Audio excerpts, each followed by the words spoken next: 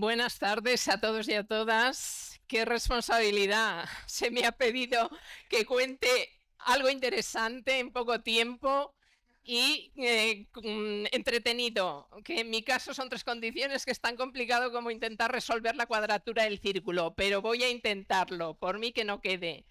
De momento necesito... Iba a sacar 3 voluntarios, pero voy a sacar a los listillos de la clase, porque si no, y pediría a María, a Sur y a Astrid, o a Iván o a Matías. 3, necesito solo 3. Venga, hombre, que si no se nos va el tiempo. Venga, María. María, Astrid y Asur, venga.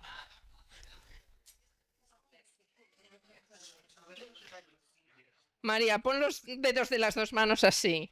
Los dos, sí. Ay, madre.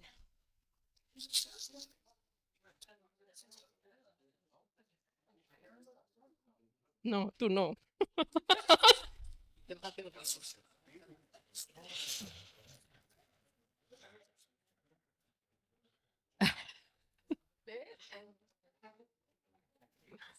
Ay, perdón. Tápate. No, espera. Ponte el antifaz y tápate los ojos. Y Asur, tú que eres tan leído, pues te voy a dar para que leas este libro. A ti, María, tienes que abrir esta botella. Voy a pedir a mis 3 voluntarios obligados que hagan 3 actividades de la vida cotidiana que hacemos todos cada día. Abrir una botella, describir unas fotos y leer un libro. Todos ellos. A ver, María va a abrir la botella. Bueno.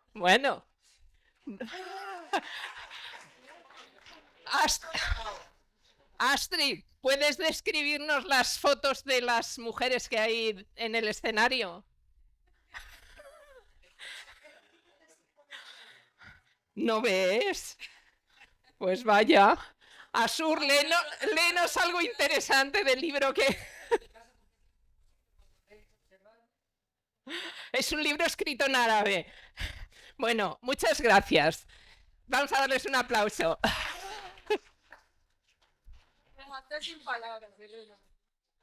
Esta es la realidad que viven cada día 1.600 millones de personas en el mundo. En el caso de España son 4, ¿de qué vamos a hablar? Fundamentalmente de eso.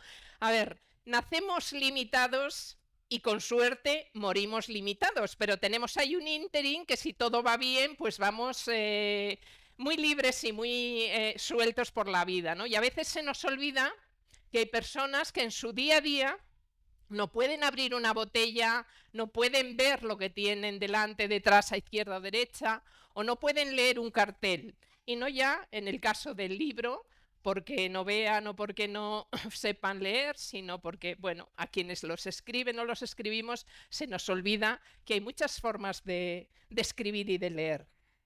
Pues de eso hablamos. Mi charla va a tener más un tono reivindicativo que comunicativo de resultados, que también los hay, pero bueno, esos están al alcance de cualquiera, ¿no? En el mundo, como sabéis, somos casi 9.000 millones de personas, pues hay un porcentaje de todas ellas que cada día viven con la evidencia de que tienen alguna limitación. Son personas con discapacidad, pero no solo las limitaciones vienen por tener o no tener una discapacidad. En el caso de España son 4 millones y medio de personas y de todos ellos muchos son estudiantes. Nosotros somos docentes, estamos en la academia, probablemente muchas de las personas que aquí estéis también seáis docentes. Bueno, pues en el caso de la universidad no llega el 2% de estudiantes con discapacidad. Pensad a ver, de los 26 millones de estudiantes que hay en Europa, ¿por qué tan pocos llegan a la universidad, ¿no? Estudiantes con discapacidad.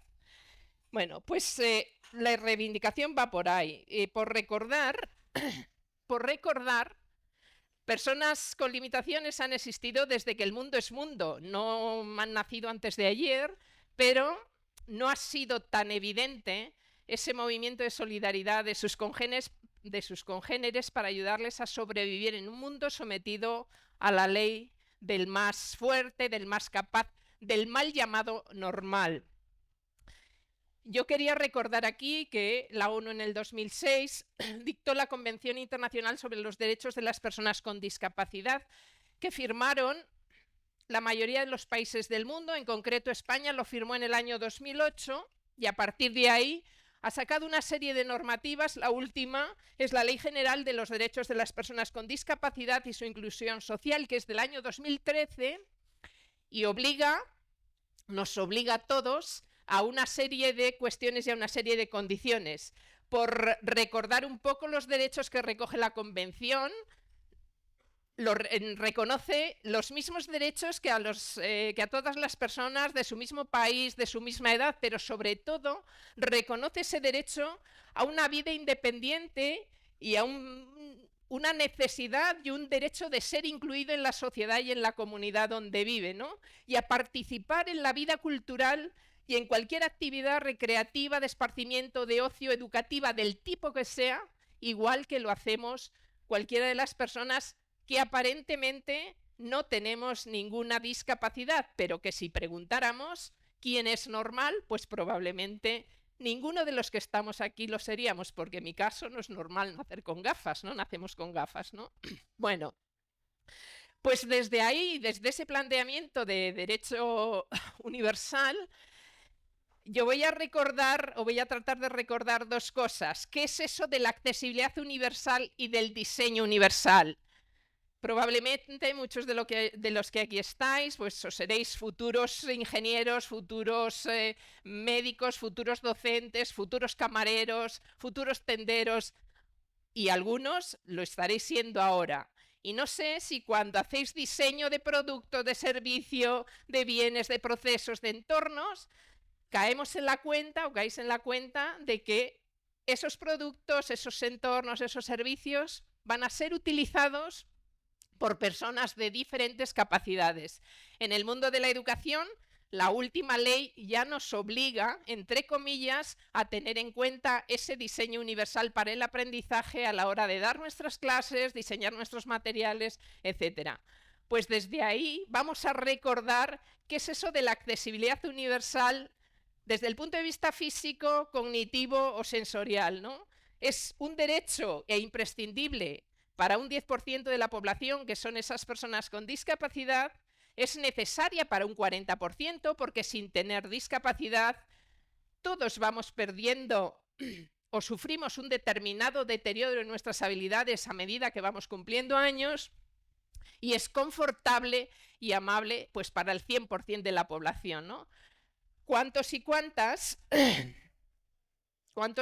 no habéis ido a un hotel y os habéis encontrado o habéis tenido que dar 1000 vueltas, o al hospital para encontrar el destino al que vais? ¿O cuántos y cuántas no habéis tenido que escribir vuestros exámenes en una silla de pala que solo está hecha para diestros, o utilizar una tijera que solo está hecha para diestros? Con eso tiene que ver el diseño universal del que también hablaba, ¿no? Accesibilidad universal y diseño universal. El diseño universal se trata de eso, de crear un entorno, un producto, lo que sea que vayamos a utilizar para nuestra vida diaria o para nuestra vida profesional, pero que pueda ser utilizados por todos y todas. No sé si todos habéis explorado las opciones de accesibilidad de vuestro móvil, de vuestro ordenador, de cualquiera de los prototipos que utilizáis, ¿no? Por ejemplo, aquí hemos usado todos, tiramos de transparencia, de PowerPoint o de cualquier otro programa de presentación. Todos comprobamos las opciones de accesibilidad al hacer nuestra presentación. No voy a pedir que levantéis la mano, pero seguro que la mayoría no. Bueno, pues cuando hacemos diseño de lo que sea, tenemos que estar pensando en que tiene que ser utilizado, va a ser utilizado por personas con capacidades diferentes. De ahí que pensemos en un producto, un servicio que sea simple, flexible, fácil de utilizar, que no sea algo complicado, porque a veces se diseña para ellos, pero sin contar con ellos, y se hacen productos o se diseñan servicios o se diseñan itinerarios pues que no son del todo amables, ¿no? ¿Cuántas veces en esa intención de hacer accesible unas escaleras, pues se diseña una rampa suicida con un peralte que lo único que hace es cumplir la apariencia de que lo que hemos hecho accesible, pero la silla de ruedas por ahí no sube, o necesita una ayuda, o la vuelta no se puede dar porque el ángulo no es el que tiene que ser, etcétera. Bueno, pues desde ahí tenemos que estar pensando en esas diferentes capacidades y en esas diferentes formas de ser y de estar en la vida. Yo quería recordar algunas cosas que son de sentido común casi. Bueno, tiene todo su técnica, evidentemente, a la hora de hacerlo o de aplicarlo en los determinados momentos, ¿no? Pero que casi por ser tan de sentido común, pues a veces lo pasamos por alto. Los pictogramas, la audiodescripción, la tecnoaccesibilidad, los sistemas alternativos de comunicación, la lectura fácil, son técnicas de accesibilidad universal que en cualquiera de los entornos laborales y de los entornos de la vida cotidiana deberíamos tener presentes o deberíamos aplicar casi de manera automática. Todos sabéis lo que es un pictograma, ¿no? Un dibujo sencillo que ayuda a representar una realidad o a comprender una idea compleja, para facilitar esa accesibilidad cognitiva. Pensemos no solo en personas con discapacidad intelectual, sino en personas mayores que tienen un determinado deterioro cognitivo asociado a la edad o asociado a cualquier enfermedad, ¿no? Bueno, pues los pictogramas que utilicemos, no vale cualquier dibujo, no vale cualquier forma, tienen que ser fáciles de entender y de comprender, tienen que haber sido validados, tienen que estar ajustados a normas, que las hay. Por ejemplo, estos son algunos de los pictogramas que encontramos cuando vamos a los lavabos. Mismamente aquí, yo cuando he subido antes, habéis visto que hay un flamingo y un loro. No he sabido muy bien y he dudado, y tengo que reconocer que he dudado cuál era el que me correspondía. En este caso, no sé algunos, hay muchísimos ejemplos que podéis encontrar. ¿Alguien sabe qué sexo tienen las tortugas? O en este caso, ¿cuál se entiende mejor? Aquí sois todos y todas muy leídos y probablemente no os costará diferenciar el de la derecha ni el de la izquierda, pero para personas que tienen problemas de discapacidad o limitaciones en su capacidad intelectiva, pues es más fácil identificar, obviamente, el de la derecha que el de la izquierda, ¿no? O mismamente este pictograma de una calzada, alguien sabe a qué puede dar pie a muchas interpretaciones, ¿no? Aunque la mayoría probablemente lo identificáramos con lo que intenta representar, pero ¿por qué no podría ser alguien haciendo este gesto?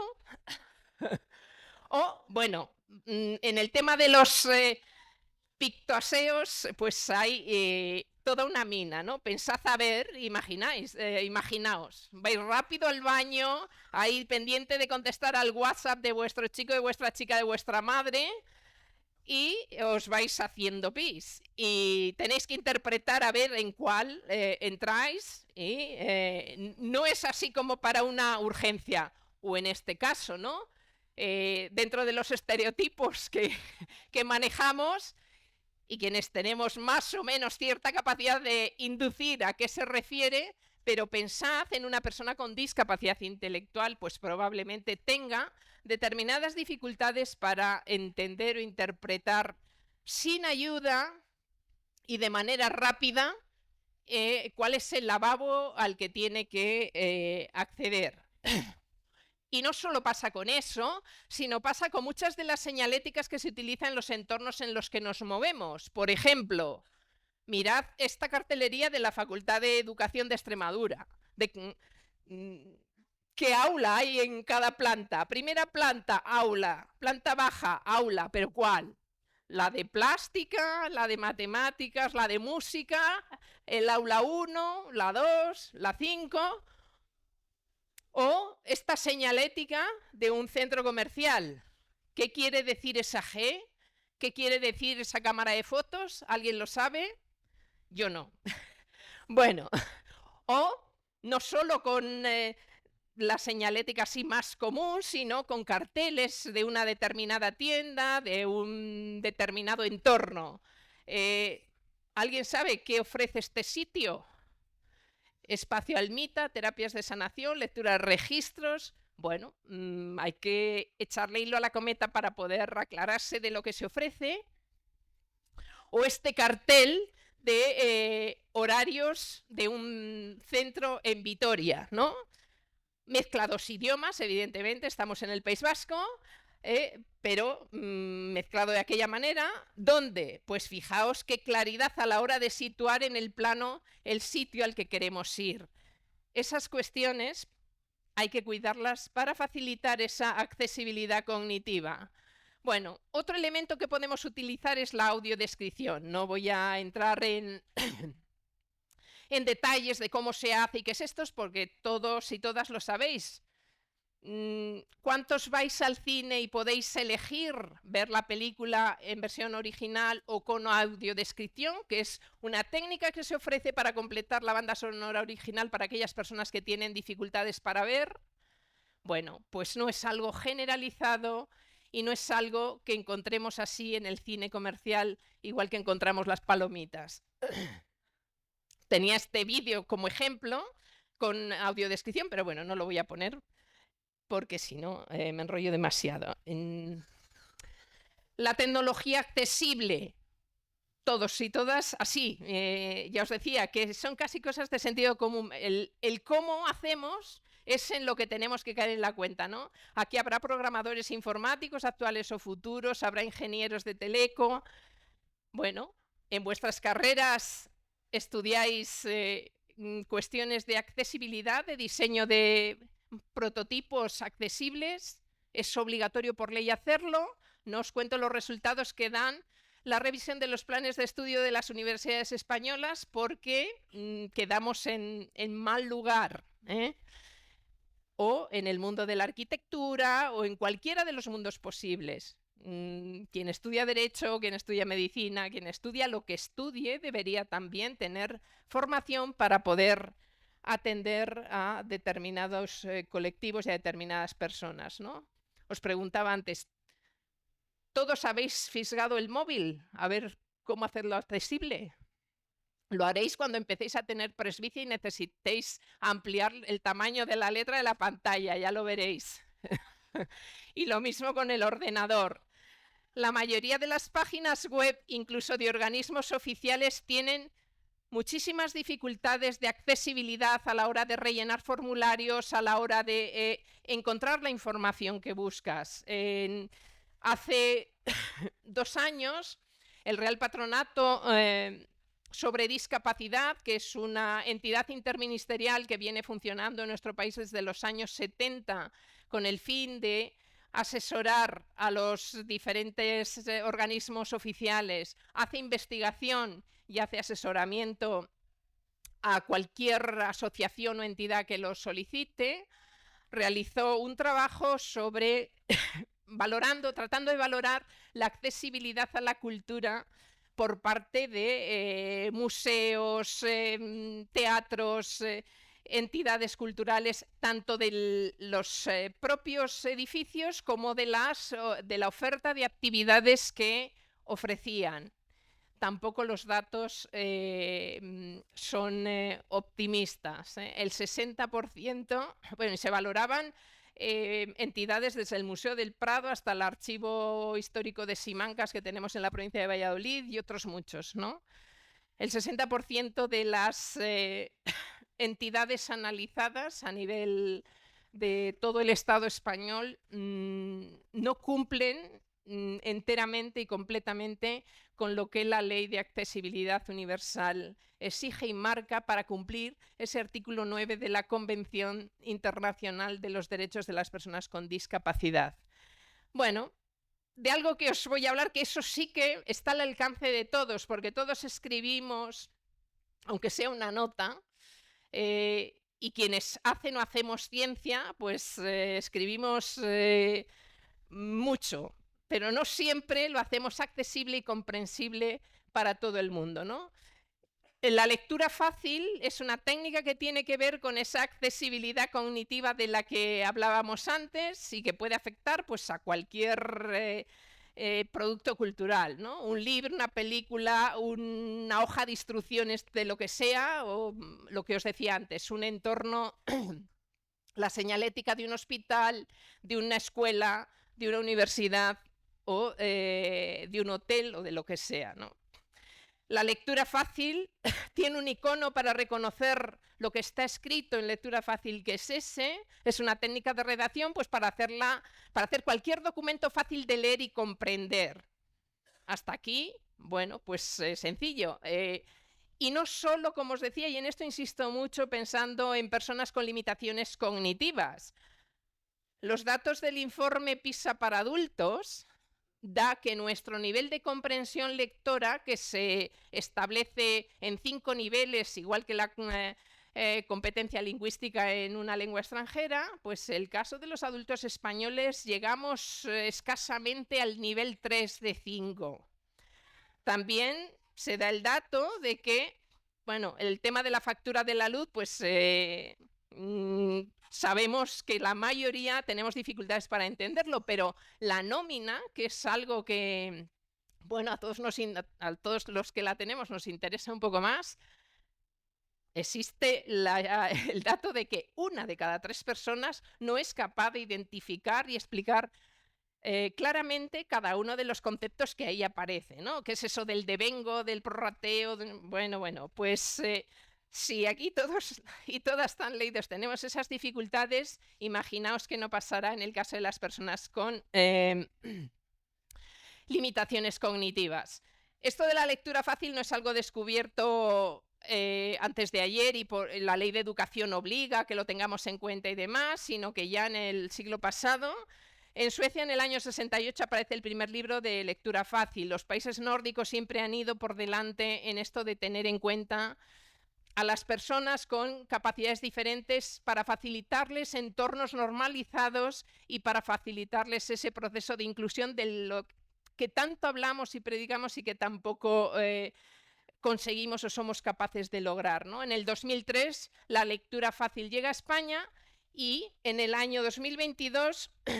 fruto de esa ley de derechos de personas con discapacidad y de inclusión social, se ha creado el Centro Español de Accesibilidad Cognitiva para intentar valorar, recomendar y aconsejar a cualquier entidad, a cualquier asociación, a cualquier organismo público sobre cómo hacer accesible aquello que se intenta comunicar y transmitir, ¿no? Tiene una técnica de cómo redactar un texto en lectura fácil, que no voy a detenerme aquí, ¿no? Bueno, así grosso modo, ahora con algunos ejemplos lo veremos. Pues se trata de, no, por ejemplo, a la hora de maquetar, justificar solo a la izquierda y no a la derecha para evitar que queden demasiados espacios en blanco que hagan más difíciles la lectura. Emplear frases cortas, no emplear caracteres especiales, emplear siempre el mismo tipo de letra.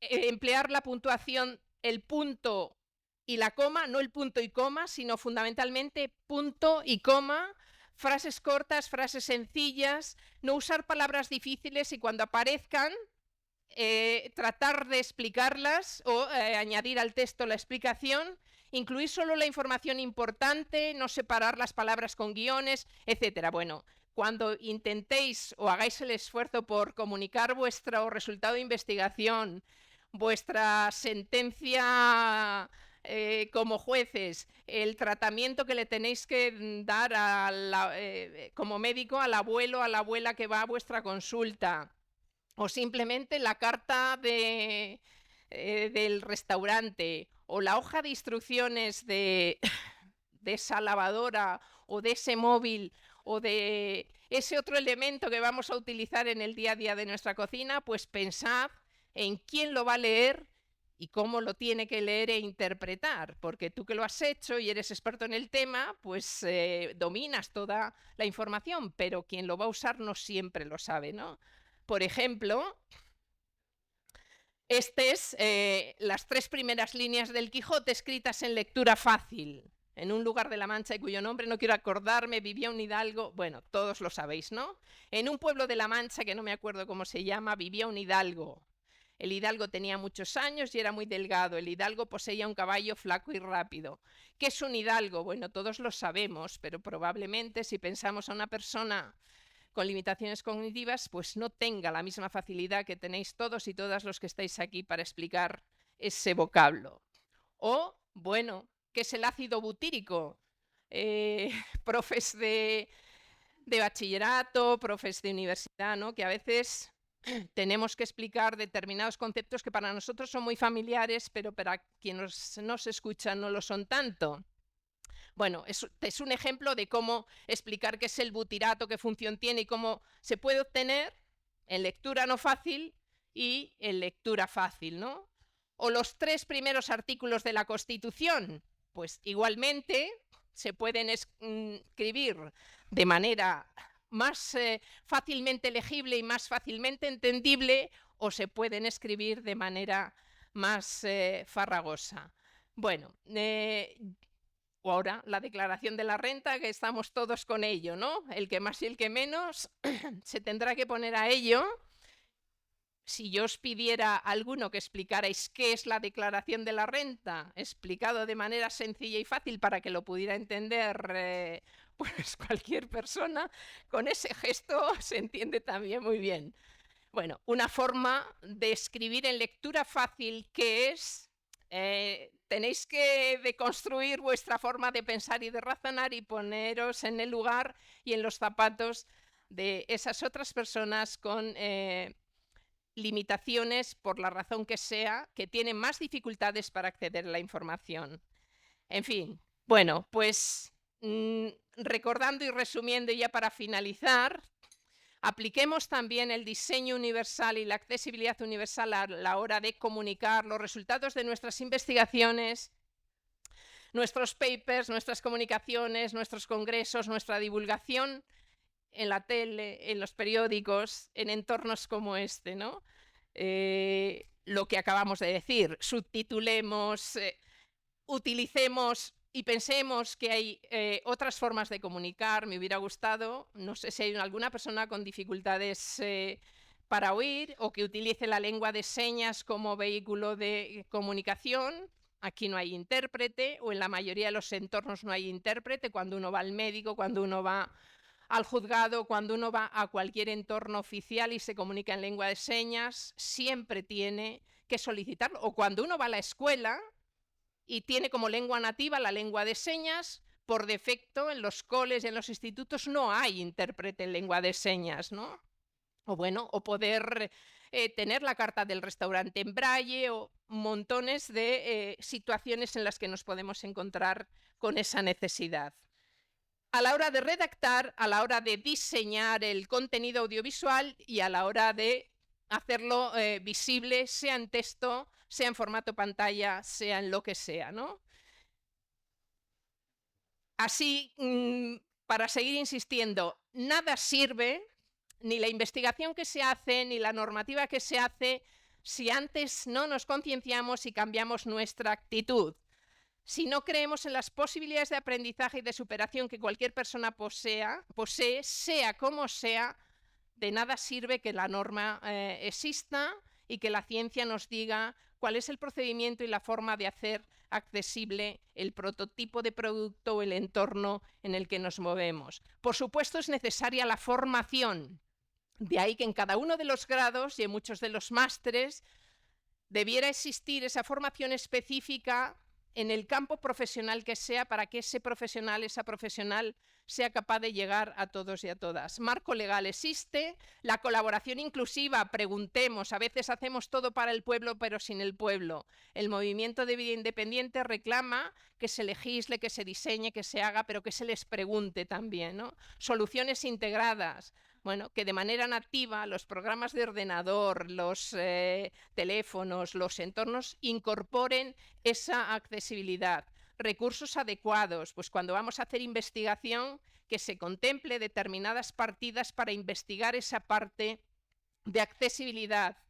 Ahora tenemos tecnologías emergentes como la IA que nos permiten hacer diseños con mayor facilidad de lo que era posible antes. Bueno, pues todo eso nos va a ayudar a hacer un mundo mejor para todas las personas. Recordemos que hay diferentes formas de ser, diferentes formas de aprender, de participar, de amar, de creer, de crear, y solo desde el respeto y la solidaridad podremos contribuir a eso que nuestra querida Mafalda siempre nos pide.